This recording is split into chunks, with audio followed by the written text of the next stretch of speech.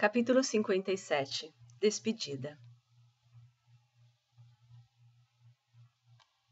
O avião estava longe e parecia enorme, pelo menos do ponto de vista do tamanho das minhas pernas. Caminhávamos em sua direção, junto aos outros passageiros.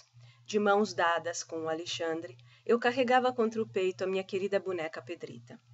Meus irmãos estavam um de cada lado de minha mãe, a qual, além de segurar cada um pela mão, carregava no antebraço esquerdo uma cesta de brinquedos, marca de uma infância que havia sido há tempo atropelada.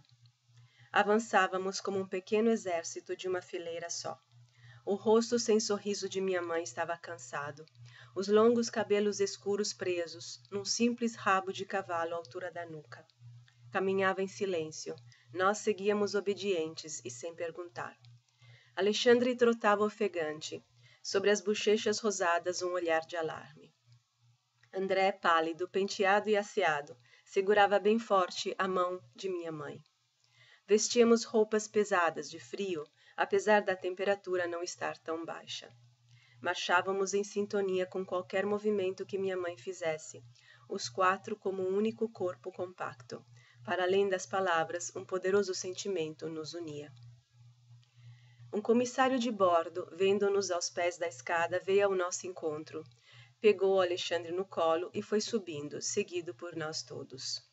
Minha mãe, chegando ao topo, sustou, virou a cabeça, lançou em volta um olhar demorado, até que um tênue sorriso surgiu em seus lábios, e seus olhos cintilaram levemente. Não sei se de lágrimas ou de alegria.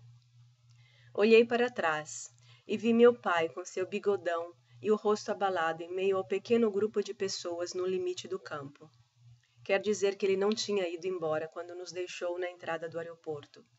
Não havia aguentado e resolveu correr o risco de se expor num lugar público e aberto para nos dar um último adeus. Se o ar pudesse mostrar o magnetismo que circulava por ele, contaria do preto da dor e do vermelho da paixão. Gravidade e pesar permeavam o espaço invisível entre meus pais. Era nossa primeira separação. Lembrei-me daquela nossa tarde, na casa onde havíamos passado as últimas semanas. Após o almoço, minha mãe foi tirando a mesa em silêncio, com meu pai atento a tudo o que ela fazia. Meus irmãos na sala organizando seus animais de plástico para uma batalha. Andei pela casa me sentindo entediada.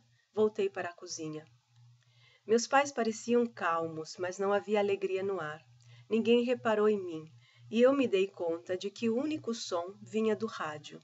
Tocava uma música que repetidamente falava o nome de minha mãe, Maria.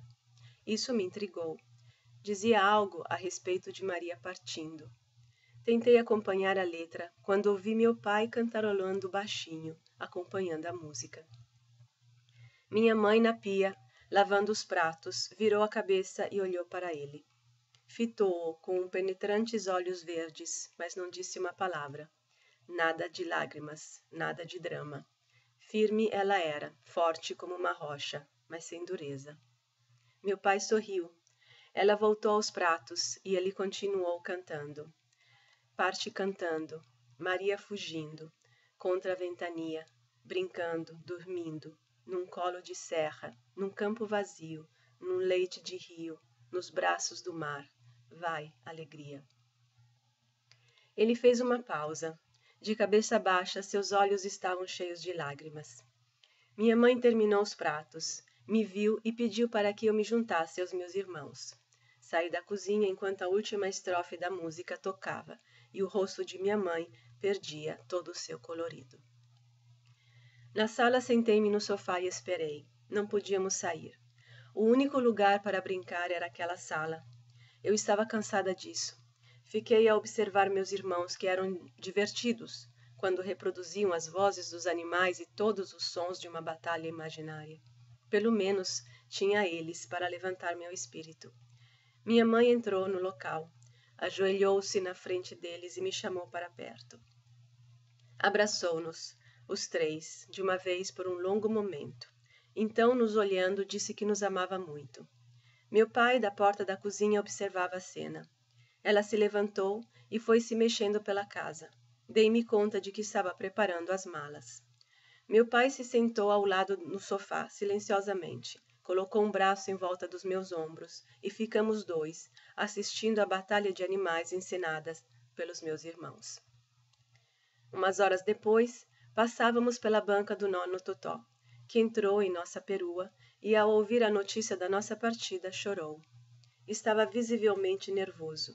Minha mãe lhe explicou que estávamos para pegar um avião, que iríamos para a Itália e que ela não tinha as respostas às perguntas que ele lhe fazia, mas que iria manter contato e escrever assim que chegasse a Roma. O nono soluçou de dor e de raiva. Depois enxugou as lágrimas, beijou e abraçou cada um de nós e saiu da Kombi, sério, calado, duro, compenetrado. Meu pai ligou a viatura e partimos. Logo depois parava, ao lado de um grande edifício desconhecido, o aeroporto. Ele se virou para minha mãe e lhe mostrou umas revistas que folheou na frente dela para mostrar que continham páginas soltas. Maria, aqui estão os cartazes dos procurados políticos. Leve-os, assim, dentro das revistas, ninguém vai reparar. Aqui, nessa outra revista, tem uma carta. É para uns brasileiros que moram em Roma. Eles a ajudarão a fazer a outra viagem, passando pelo leste europeu até Cuba.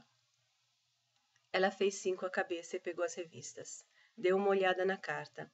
Viu que havia um endereço e um número de telefone. Vou entrar em contato com eles, assim que chegarmos. Nem sei onde vou me hospedar. E o olhou assustada. Ligue para eles, lhe darão orientações, respondeu meu pai. Mas quem são essas pessoas? Companheiros, Maria, simpatizantes da causa, irão nos ajudar, fique tranquila. Do alto das escadas do avião, minha mãe fez um leve ceno com a cabeça e entrou na aeronave, com as crianças ao seu redor. Eu não podia entender por completo a situação, mas sentia que ela emanava uma força que era para nós, crianças, questão de vida ou de morte.